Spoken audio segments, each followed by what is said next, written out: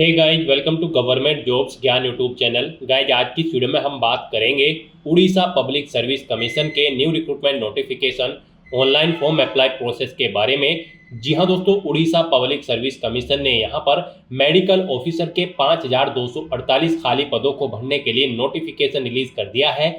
कैसे आप इस भर्ती में पार्टिसिपेट करने के लिए अपने फॉर्म अप्लाई कर सकते हो बिना कोई मिस्टेक किए हुए, इसकी पूरी जानकारी हम आपको स्टेप बाय स्टेप रजिस्ट्रेशन से लेकर प्रिंट तक इस वीडियो में देंगे। बस आपको इस वीडियो को स्किप के बिना शुरू से लेकर एंड तक देखना है। उसके बाद वीडियो पसंद आए तो इसे लाइक और शेयर कर दें। चैनल पर नए हो तो इसे सब्सक्राइब कर लें। साथ ही साथ आपको फॉर्म अप्लाई करते हुए जो जो भी प्रॉब्लम फेस हो रही है उन सभी का हल इस वीडियो में मिल जाएगा और हम आपको सभी डिटेल्स देंगे, जैसे कि कैसे आपको अपने डॉक्यूमेंट अपलोड करने हैं, कैसे आपको अपनी एजुकेशनल क्वालिफिकेशन देनी है, कौन सा डॉक्यूमेंट कितने केबी में आपको अपलोड करना है। पूरी जानकारी आपको इस वीडियो में मिल जाएगी। बस आपको एंड तक हमारे साथ इस वीडियो में बने रहना है। तो बिना कोई वक्त गंवाए चलिए शुरू करते हैं। आपको इस वीडियो के डिस्क्रिप्शन बॉक्स में हमारी वेबसाइट ind-sarkari-naukri.in के इस पेज का लिंक मिल जाएगा। यहाँ पर आपको इस भर्ती के रिगार्डिंग सभी डिटेल्स प्रोवाइड कर दी गई है। Orissa public service commission OPSC ने मेडिकल ऑफिसर के 5248 खाली पदों को भरने के लिए भर्ती का नोटिफिकेशन रिलीज कर दिया है। आप यहाँ पर 25 मार्च 2025 से 24 अप्रैल 2025 तक अपने फॉर्म अप्लाई कर सकते हो। उसके बाद आपका एग्जाम 11 मई 2025 को कंडक्ट होगा। यहाँ पर 21 से 38 साल आयु सीमा वाले कैंडिडेट अप्लाई कर सकते हैं। फीस यहाँ पर किसी भी कैटेगरी कैंडिडेट को जमा नहीं करानी है। बिल्कुल फ्री ऑफ कॉस्ट आप इस भर्ती के लिए अप्लाई कर सकते हो। ऑल इंडिया से आप ऑनलाइन अप्लाई कर सकते हो। और यहाँ पर आपको अप्लाई करने के लिए इस पेज को नीचे स्क्रॉल डाउन करते हुए इंपॉर्टेंट लिंक सेक्शन में आना है। ऑफिशियल नोटिफिकेशन पीडीएफ लिंक पर क्लिक करके इस भर्ती के नोटिफिकेशन को ओपन कर लेना है। उसके लिए यहाँ पर आपके सामने पहले ये इंटरफेस ओपन होगा। यहाँ पर आने के बाद आपको एडवर्टाइजमेंट के सेक्शन में 18 मार्च 2025 को जो एडवर्टाइजमेंट आया है, advertisement for recruitment to the post of medical officer के सामने व्यू पीडीएफ के इस ऑप्शन पर क्लिक करना है। आपके सामने ये ऑफिशियल नोटिफिकेशन की पीडीएफ ओपन होगी। इसमें से आपको सभी डिटेल्स रीड कर लेनी है, जैसे कि क्या पोस्ट का नाम है, कितनी उसके लिए नंबर ऑफ वैकेंसीज है, कौन सी कैटेगरी के लिए कितनी नंबर ऑफ वैकेंसीज है, कैसे आप अप्लाई कर सकते हो, कब से कब तक अप्लाई कर सकते हो, क्या आपका एलिजिबिलिटी क्राइटेरिया रखा गया है। पूरी जानकारी आपको इस नोटिफिकेशन में मिल जाएगी। आपको सभी डिटेल्स केयरफुली चेकआउट करनी है। उसके बाद अपना फॉर्म अप्लाई करना है। फॉर्म अप्लाई करने के लिए भी आपको हमारी वेबसाइट के इसी पेज पर ही अप्लाई ऑनलाइन का लिंक दिया गया है। जैसे ही आप इस लिंक पर क्लिक करेंगे तो आपके सामने ओपीएससी का ये ऑफिशियल पोर्टल ओपन हो जाएगा। गाइस, यहाँ पर अगर आपने पहले से रजिस्ट्रेशन कर रखा है तो आपको लॉगिन के इस टैब पर क्लिक करना है। उसके बाद आपके सामने कुछ इस तरह से इंटरफेस ओपन होगा। यहाँ पर आकर आपको अपना ईमेल एड्रेस या फिर फोन नंबर एंटर करना है, अपना पासवर्ड आपको एंटर करना है, ये कैप्चा कोड यहाँ पर एंटर करना है और उसके बाद आपको लॉगिन के इस टैब पर क्लिक करके अपने डैशबोर्ड में लॉगिन कर लेना है।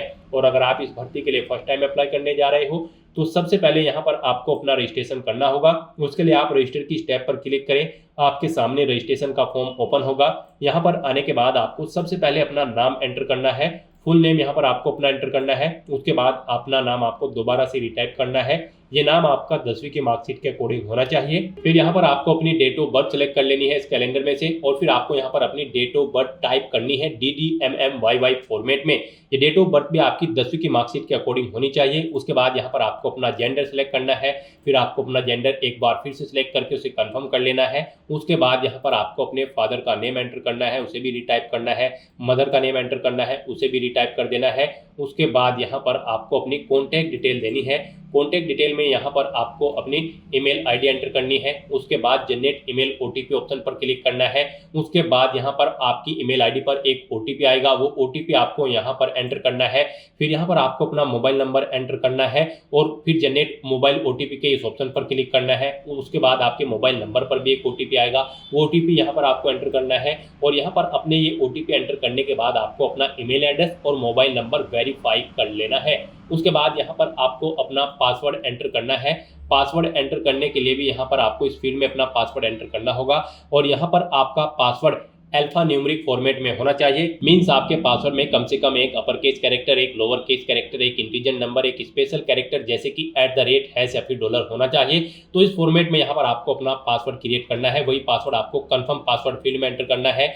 फिर आपको ये कैप्चा कोड इस बॉक्स में एंटर करना है और उसके बाद गाइस यहाँ पर आपको क्रिएट एन अकाउंट इस ऑप्शन पर क्लिक कर देना है। इस तरह से यहाँ पर आपका रजिस्ट्रेशन सक्सेसफुली कंप्लीट हो जाएगा। अब आपके सामने लॉगिन का इंटरफेस ओपन हो जाएगा। यहाँ पर आकर अब आपको अपना ईमेल एड्रेस या फिर फोन नंबर एंटर करना है, अपना पासवर्ड आपको एंटर करना है जो आपने क्रिएट किया है, ये कैप्चा कोड आपको यहाँ पर एंटर करना है और उसके बाद गाइज यहाँ पर आपको लॉगिन की इस टैब पर क्लिक करके लॉगिन कर लेना है। नेक्स्ट आपके सामने कुछ इस तरह से इंटरफेस ओपन होगा। अब यहाँ पर आपको अपना वन टाइम रजिस्ट्रेशन करना है। इन 5 स्टेप्स को कंप्लीट करते हुए सबसे पहले आपको अपनी पर्सनल डिटेल देनी है, फिर अदर डिटेल देनी है, फिर एजुकेशनल क्वालिफिकेशन की डिटेल देनी है, वर्क एक्सपीरियंस की डिटेल देनी है और यहाँ पर आपको अपने प्रोफाइल के डॉक्यूमेंट अपलोड करते हुए अपना OTR कंप्लीट कर लेना है। तो पर्सनल डिटेल में यहाँ पर सबसे पहले आपको अपनी आइडेंटिटी का टाइप सेलेक्ट कर लेना है जो आप प्रोवाइड कराएंगे, फिर उसका नंबर आपको यहाँ पर देना है, उसे एक बार फिर से एंटर करके कंफर्म कर लेना है और फिर आपको सेव एंड नेक्स्ट के इस ऑप्शन पर क्लिक करना है और उसके बाद यहाँ पर आपको अपनी पर्सनल डिटेल इस ऑप्शन पर क्लिक करना है। यहाँ पर आने के बाद आपको अपनी नेशनलिटी सेलेक्ट कर लेनी है, फिर आपको आपका जेंडर ऑटोमेटिकली फिर मिल जाएगा जो आपने रजिस्ट्रेशन टाइम पे फिल किया था। कुछ डिटेल्स और यहाँ पर आपको ऑटोमेटिकली फिर मिल जाएगी जो आपने रजिस्ट्रेशन टाइम पे फिल की थी। अब यहाँ पर आप अपना मैरिटल स्टेटस सेलेक्ट करें, अपना रिलीजन आप यहाँ पर सेलेक्ट करें, फिर यहाँ पर आपकी बॉडी पर कहीं कोई कट या तिल का निशान है तो उस पैलेस का नाम दें, नहीं है तो नो मार्क एंटर करें और फिर आपको सेव एंड नेक्स्ट के इस ऑप्शन पर क्लिक करना है और उसके बाद यहाँ पर गाइज आपको रिजर्वेशन क्लेम के इस ऑप्शन पर क्लिक करना है। फिर यहाँ पर आपके सामने कुछ इस तरह से इंटरफेस ओपन होगा। यहाँ पर आपको अपनी कैटेगरी सिलेक्ट कर लेनी है।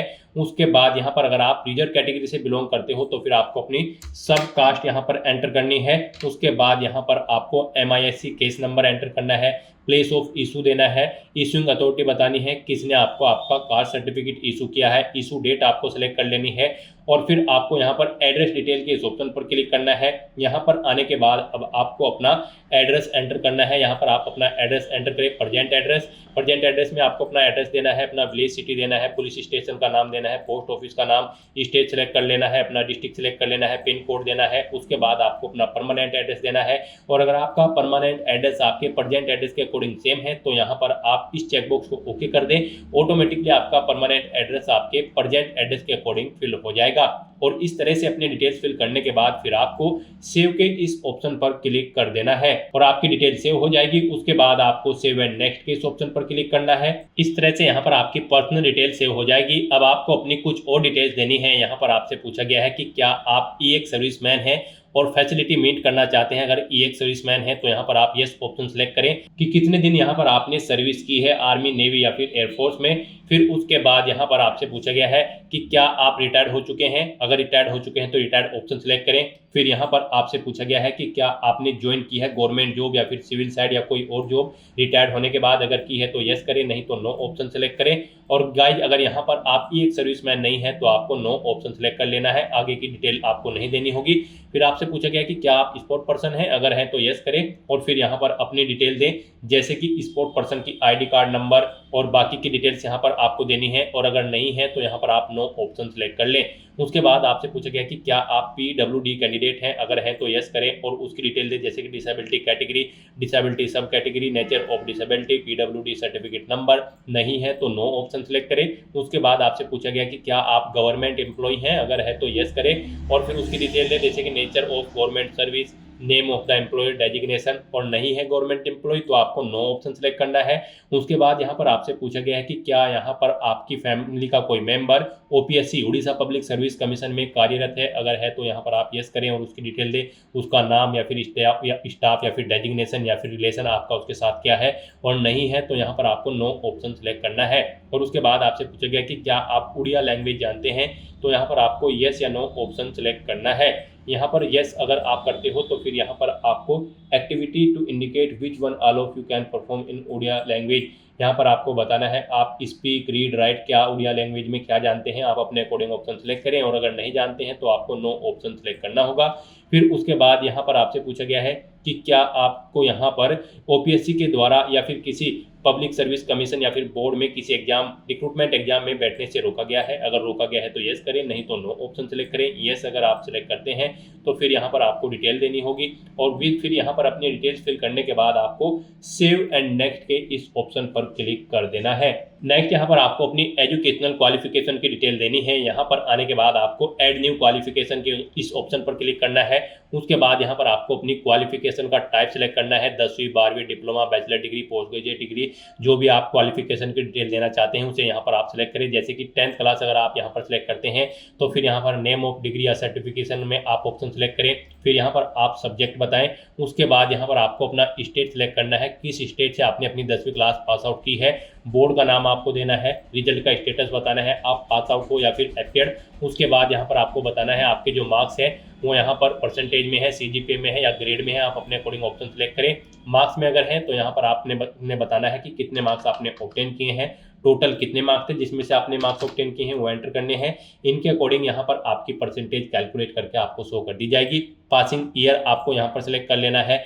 फिर यहाँ पर आपको रजिस्ट्रेशन नंबर या फिर एसआई नंबर, अपनी सर्टिफिकेट का नंबर यहाँ पर आपको देना है 10वीं की मार्कशीट का। फिर आपको बताना है कितने अटेम्प्ट में आपने अपनी 10वीं क्लास पास आउट की है, फर्स्ट, सप्ली या फिर मल्टीपल। आप अपने अकॉर्डिंग ऑप्शन सेलेक्ट करें।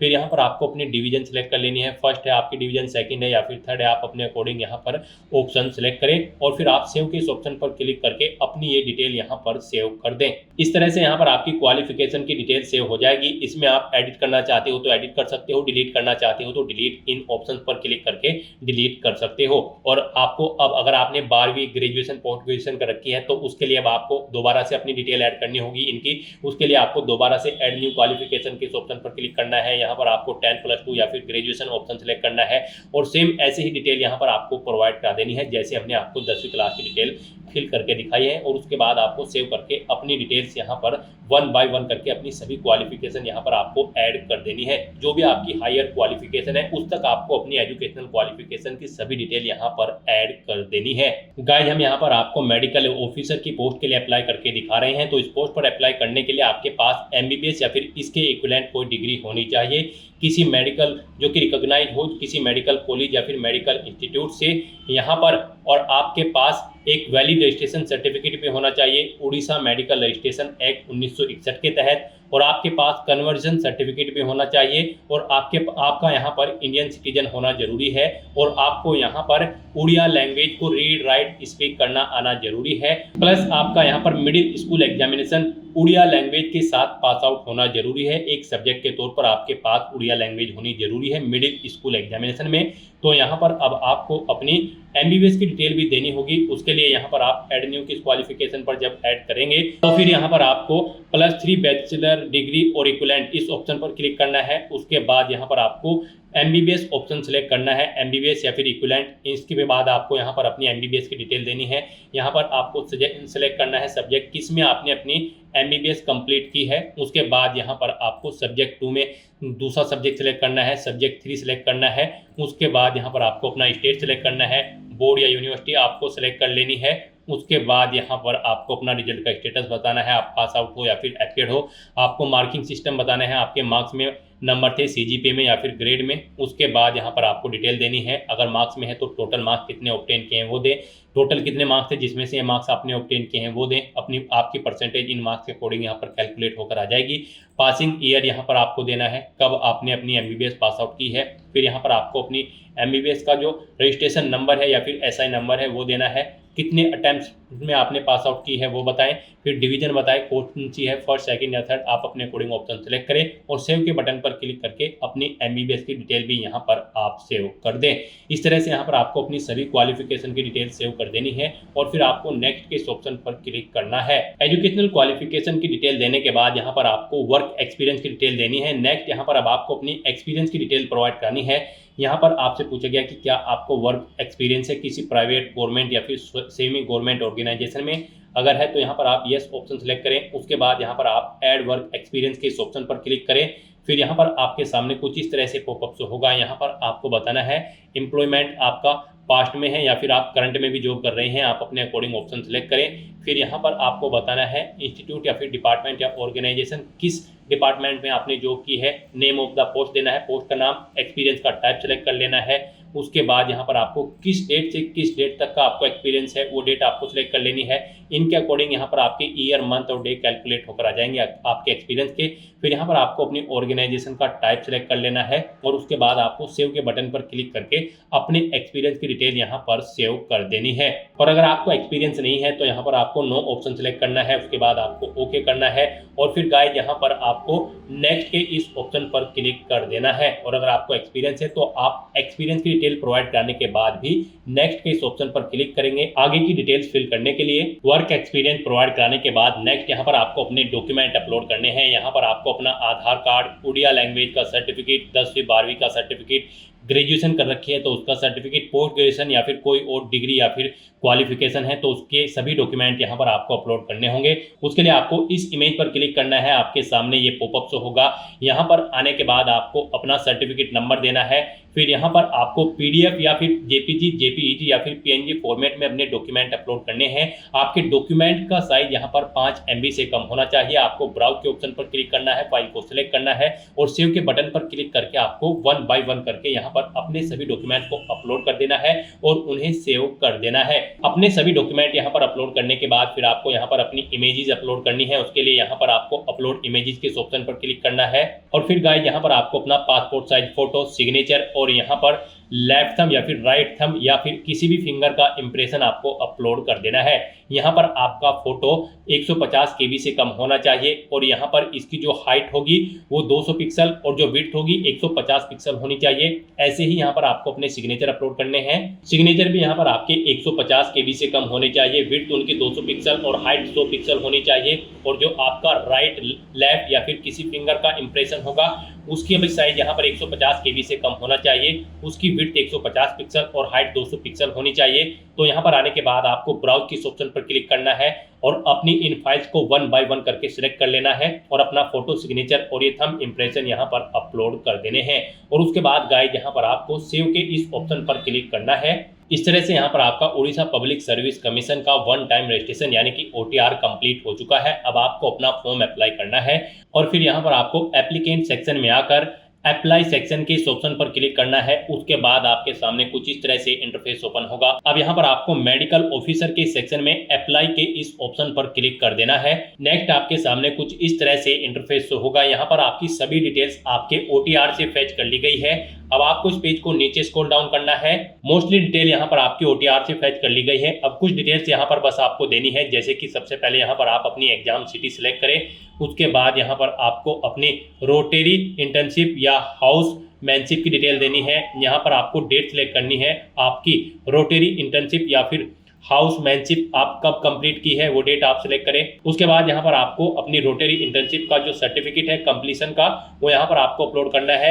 यहाँ पर आपका ये डॉक्यूमेंट 10 MB से कम होना चाहिए, PDF या फिर जेपीजी या फिर जेपीजी या फिर PNG फॉर्मेट में। आपको ब्राउज के ऑप्शन पर क्लिक करना है, फाइल को सिलेक्ट करना है और अपना सर्टिफिकेट यहाँ पर आपको अपलोड कर देना है। उसके बाद यहाँ पर आपको मेडिकल रजिस्ट्रेशन की डिटेल देनी है जो कि नेसेसरी है। यहाँ पर सबसे पहले आपको बताना है, आपको डेट सिलेक्ट करनी है रजिस्ट्रेशन की। उड़ीसा मेडिकल रजिस्ट्रेशन एक्ट के तहत जो आपका रजिस्ट्रेशन हुआ है 1961 एक्ट के तहत, तो यहाँ पर आपको रजिस्ट्रेशन के लिए डेट सिलेक्ट करनी है, किस डेट को यहाँ पर आपका रजिस्ट्रेशन हुआ है। फिर यहाँ पर आपको अपना प्रोविजनल रजिस्ट्रेशन सर्टिफिकेट अपलोड करना है। उसके लिए भी आपकी फाइल का साइज 10 MB से कम होना चाहिए, जेपीजी, PDF या फिर जेपीईजी या फिर PNG फॉर्मेट में आपकी फाइल होनी चाहिए। आपको ब्राउज के ऑप्शन पर क्लिक करना है, फाइल को सिलेक्ट करना है और अपना ये सर्टिफिकेट यहाँ पर अपलोड कर देना है। फिर यहाँ पर आपको अपना एक डॉक्यूमेंट अपलोड करना है। ऑफिशियल एडवर्टाइजमेंट जो है उसके एंड में यहाँ पर आपको ये फॉर्मेट दिया गया है, आपको इसे एक प्रिंट आउट ले लेना है और इस फॉर्म को प्रिंट आउट करने के बाद आपको मैन्युअली अपने हैंड राइटिंग से फिल करना है और फिर उसे एक सॉफ्ट कॉपी में कन्वर्ट करके आपको इस डॉक्यूमेंट को वहां पर अपलोड करना है। यहाँ पर आपको अपनी इंटर्नशिप की डिटेल देनी है। यहाँ पर आपको अपना नाम देना है, अपने फादर का नाम देना है। फिर यहाँ पर आपको एडवर्टाइजमेंट नंबर देना है। फिर यहाँ पर आपको बताना है name of department, name of state government undertaking, name of the office medical establishment, अपनी डेजिग्नेशन देनी है, कब से कब तक आपने यहाँ पर इंटर्नशिप की है वो देना है, कितने ईयर, कितने मंथ और कितने दिन आपने इंटर्नशिप कंप्लीट की है, यहाँ पर आपको ये डिटेल फिल कर देनी है। और फिर इसको आपको प्रिंट आउट करके और फिर इसकी हार्ड कॉपी को आपको सॉफ्ट कॉपी में कन्वर्ट करके PDF फॉर्मेट में या फिर जेपीजी या फिर जेपीईजी फॉर्मेट में यहाँ पर आपको अपलोड करना है ब्राउज के ऑप्शन पर क्लिक करके। फिर यहाँ पर अगर आपने MS, MD, DNB, DMS, MCH degree की है तो यहाँ पर आपको वेटेज मिलेगा, उसके लिए आपको यस करना है। फिर यहाँ पर आपको अपनी डिग्री का नाम, पासिंग ईयर, सर्टिफिकेट नंबर और अपना सर्टिफिकेट अपलोड करना है। नहीं की है तो आप नो ऑप्शन पर सेलेक्ट कर लें। उसके बाद यहाँ पर अगर आप एज में इलेक्शन चाहते हैं तो यस करें और फिर यहाँ पर आप डिपार्टमेंट का नाम दें, स्टेट गवर्नमेंट किसके अंतर्गत आपने यहाँ पर एडहॉक डॉक्टर के तौर पर या फिर डॉक्टर के तौर पर सर्विस की है, यहाँ पर आप वो डिटेल्स प्रोवाइड कराएं। और अगर आप एज में रिलेक्शन नहीं चाहते हैं तो यहाँ पर आपको नो ऑप्शन सेलेक्ट करना है। उसके बाद आपको इस पेज को नीचे स्क्रॉल डाउन करना है और फिर आपको अंडरटेकिंग के सेक्शन में आकर यहाँ पर इस चेकबॉक्स को ओके करना है और उसके बाद गाइस यहाँ पर आपको सबमिट एप्लीकेशन के इस ऑप्शन पर क्लिक कर देना है। इस तरह से यहाँ पर आपका मेडिकल ऑफिसर का एप्लीकेशन फॉर्म सक्सेसफुली सबमिट हो जाएगा। फिर यहाँ पर आपको आपके डैशबोर्ड में डायरेक्ट कर दिया जाएगा। यहाँ पर आकर आप व्यू एप्लीकेशन के इस इमेज पर क्लिक करके अपने एप्लीकेशन फॉर्म का व्यू कर सकते हो और उसका एक हार्ड कॉपी प्रिंट आउट ले सकते हो फ्यूचर यूज के लिए, फ्यूचर रेफरेंस के लिए। तो दोस्तों ऐसे आप Orissa public service commission medical officer के 5248 पोस्ट के लिए अपना फॉर्म अप्लाई कर सकते हो बिना कोई मिस्टेक किए हुए, स्टेप बाय स्टेप। आज की इस वीडियो में बस इतना ही। आई होप ये वीडियो आपको पसंद आई होगी। अगर पसंद आई हो तो इसे लाइक और शेयर करें। चैनल पर नए हो तो इसे सब्सक्राइब कर लें। Thanks for watching.